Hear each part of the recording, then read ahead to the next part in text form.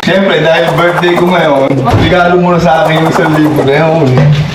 Birthday ko, luto ko, pagpa-fried chicken lang natin si Pipo. Meron tayo ditong isang buong manok o 1 kilong manok pala. Titimplahan lang natin siya ng asin. Tapos meron tayo ditong chicken powder, paminta. Tapos imimix lang natin siya. Masads lang. Set aside lang natin muna siya. Salang lang tayo ng kawali. Tapos habang nakamarinate yung ating fried chicken maya-maya, isa lang tayo ng bawang. Siyempre kailangan ng partner na spaghetti. Lagyan na rin natin yung ating sibuyas. Tapos bisa-bisa lang tayo. Lagay na rin natin yung ating dinigin. Timplahan na rin natin siya ng soyo. Konti-konti lang.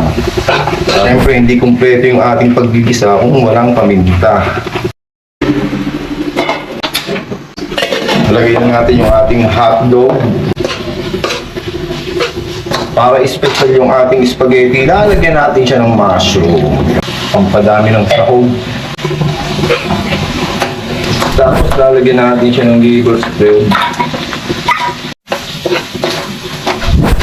Lagyan na natin yung ating spaghetti sauce. Tapos low heat lang, hinaan lang natin yung apoy. Lagyan pala natin ng mantika. Yung konti lang para hindi lang dikit yung pasta niya. Lagyan na natin yung noodles niya.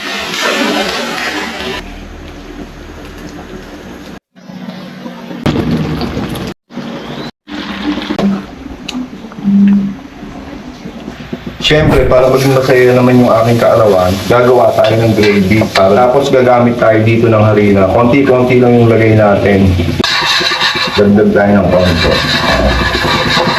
Kung wala naman kayong beef cubes o chicken cubes, pwede naman kayong gumamit ng chicken powder. Tapos gamit lang tayo dito ng cream of mushroom. Yan yung gravy natin. Tapos huwag yung titigilan ng halo. 1.5 kutsara sukal na pula para medyo mabalance lang yung alat mo. Ano, champion? Dali, subo ka nga. Tikman mo nga yung niluto natin. Dali.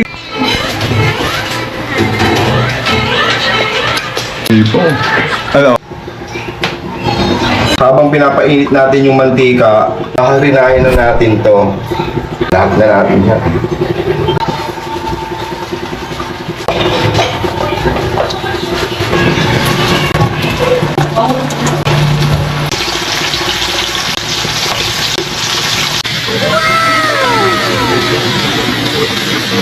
So ayan, golden brown na siya. Pwede na yan.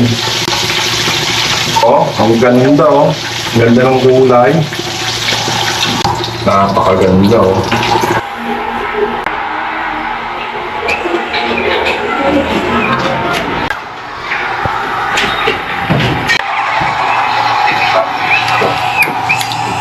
Oh. Sarap. Happy birthday to me. Bango.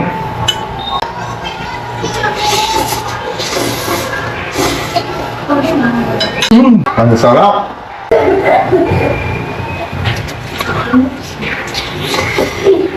Champion na naman. Champion.